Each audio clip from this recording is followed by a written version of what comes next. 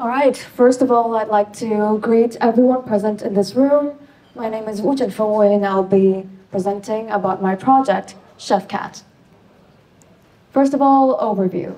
I'll be doing a little bit of self-introduction and gameplay before my own critique and playthrough. We will be playing through the game. 1. Self-introduction. I have many hobbies. I think that you heard of it during the video. It's about researching about science, coding, arts, and stuff like that.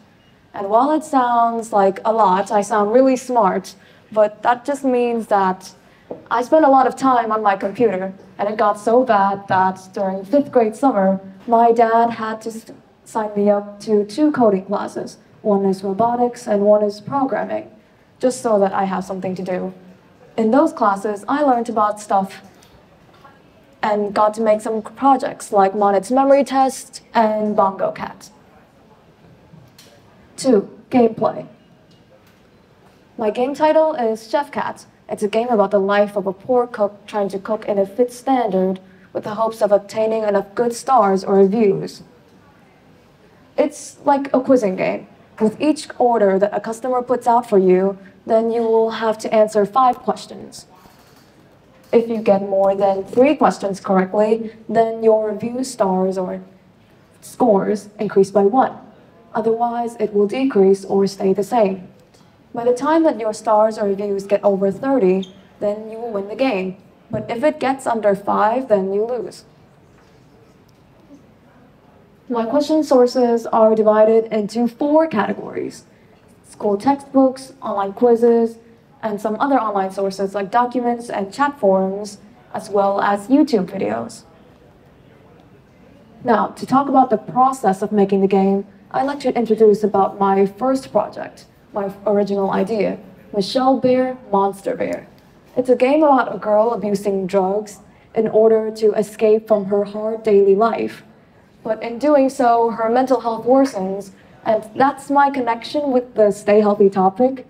But I just discovered that it had little to no correlation with the topic, stay healthy. So I abandoned the project altogether to start a new one. For the new project, I gained my inspiration from some things like games and YouTube videos. From those inspirations, I got to draw out some of my own sprites and art in order to put in my game. So I'm pretty glad that I finished the game just in time because I'm very proud of my game. It was entirely made by me, and I did not take much art. No, I didn't take any art at all from the internet.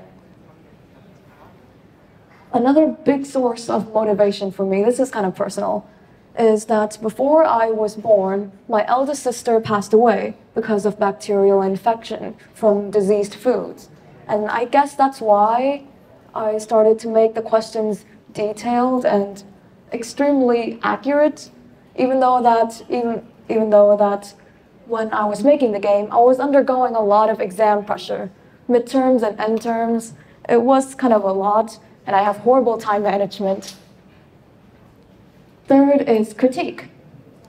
For self-reflect, I think I did a pretty good job. Presentation-wise, I did a thorough presentation speech, and there was a finalized education game, especially since there's significant progress compared to my original project, Michelle Bear, Monster Bear. But I still think that there are a few things that I can add to the game. Things like a prize reward system, a leaderboard system, a more detailed and showcased backstory, and just make the game more interactive overall. It's still a very plain game in my opinion. Thank you for listening. I'm going to wrap it up here.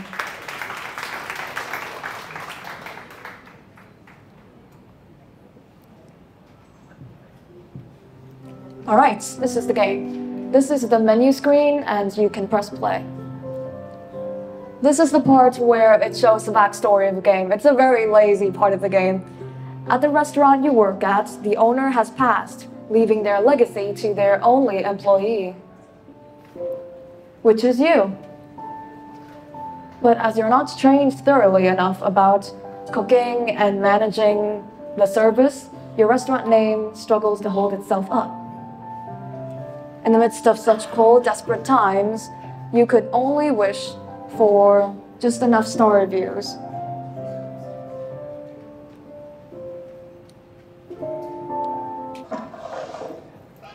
Alright, day starts. The yellow arrow is a symbol for just another new order. You click on it, and it will show a set of questions. Which type of food group is yogurt classified as? Now this one, does anyone want to answer this question? Dairy. Yes, that is the correct answer. This is the question that I got wrong in elementary school, and I'm still pretty salty about it. Which of these is not considered as a starchy vegetable? It's corn, kumara, yam, and cauliflower. This one is a hard one, so I'll just do it. Corn is definitely a starchy vegetable. Kumara and yam are basically just different variables of potato, so it leaves the answer, cauliflower. Which type of milk has the most protein per glass? This is also very hard. I'm still going to ask that to someone though. Hey, Kaden, do you want to try? Kaden. Which of these do you think is the answer? You think almond milk. Okay, thank you for your answer. And it is wrong. I'm sorry. I'm so sorry. I don't know that. No, it's okay. Trim milk is the answer. And why, I can explain it. Trim milk is basically milk with all of the fat contents removed. So when the fat content is removed, all the other components of milk moves up a grade. That's why trim milk is so rich in protein and vitamins and minerals. Coconut oil is unhealthier than olive oil. I think we need to speed this up since there's not much time left. The answer is unhealthier than olive oil. Overconsumption of meat may increase the odds of which disease? Alzheimer's, schizophrenia, gout, or osteoarthritis? Alzheimer's and schizophrenia is a sort of psychological disease, and osteoarthritis, based on the name, I'm guessing it's a bone disease, so it leaves gout. That is all of the questions of this set, and since we got most of it correct, we got 1 point increased. For the next set, we're just going to answer all of the questions incorrectly just to see the points move down. Can you click onto the next order, please? Okay. This is the ending. Congratulations, after a long period of hardship, you have proven yourself worthy of customer trust. The real journey starts from here, and you can exit the game.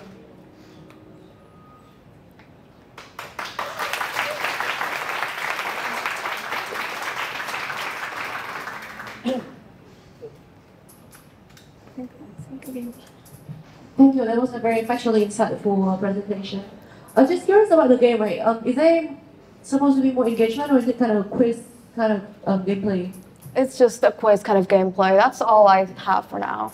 I see. So do you plan to add more to it in terms of gameplay, or you just add different features and progress? I think I'll just add both if I have the time. I'm still learning a lot in school, and there's a lot of exams coming up. But I would love to add more features like multiplayer and leaderboard, stuff that I mentioned before. So when you say you were a serious gamer, what kind of game did you like to play? What kind of games that I played? When I was small, I played games that has cats in it because I love cats. Things like A Cat's Tale, and it's a cat's tail, yeah. A Cat's Tale, and it's a cat about a stray cat, and it's a game about a stray cat trying to survive on the streets every day. And there's other games like Cooking Mama, a really popular game. And one of my oldest childhood games, Good Pizza, Great Pizza. It was a bonding game between me and my sisters, which I really love. Thank you. So I think you have a lot of potential. I think you have the technical skills, you have a lot of insight, and you're reflective. What's your plan for the future? Do you want to pursue this career coding and doing games, or anything that you like in particular? Yes, I really love coding. It gives me some time to do whatever I want.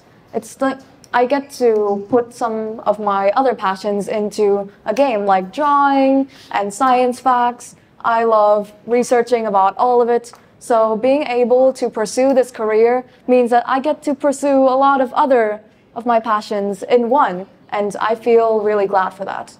Thanks for sharing. Miss Boo, and I would like to invite Mr. Boo. I was just, wow, it's really cute. At the first time when I start this game, yeah. And also the music is very good, very relaxed.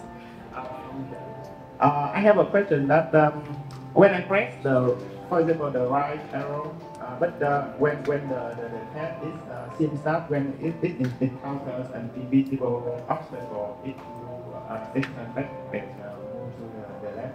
Yes. Is this on purpose or Yes. because it's not following my arrow key? Oh, that is a purposeful feature because I'm trying to prevent the cat from walking onto the walls and floating. So that's my way of stopping the cat from going any further. Okay, so that's your solution for it. Yes. Another question about product development. For example, if I raise a request, a new feature request for you, something like, can you please help me to customize the question? So maybe adding more questions easily for an operator to operate the game. How will you analyze the request and implement it? You're asking me, hypothetically, if you ask me to add more questions, Yeah. then it's just the same mundane task, actually. That's what I did with all of the other question sets.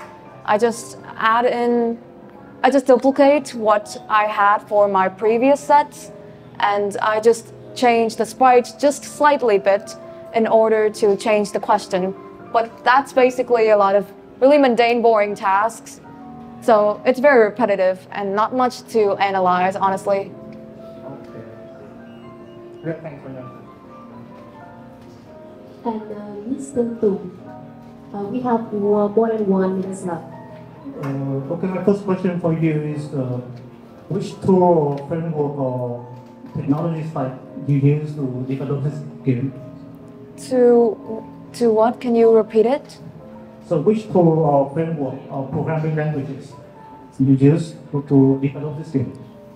To make this project, this was a game basic project. So I didn't really learn much of coding while I was making this game. It was a lot of drag and drop blocks. Not really much coding added into until recently. And it's just variables in GameMaker. And it's basic coding. I am not exactly sure of the language, but it's just drag and drop.